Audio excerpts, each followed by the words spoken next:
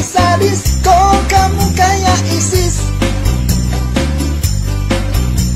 Serem, serem, serem, serem, kok agama begitu.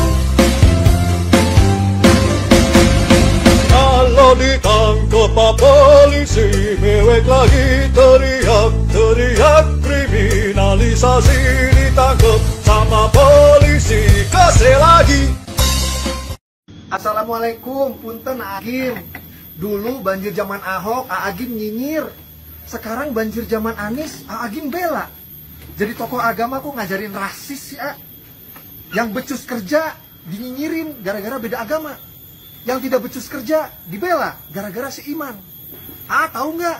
Banjir zaman Anies itu terparah dalam sejarah DKI. Sampai jatuh korban jiwa. Kenapa? Karena Anies tidak mau menggusur warga bantaran untuk melebarkan sungai. Demi apa? Demi pencitraan. Mau nyapres, ngorbanin jutaan warga DKI.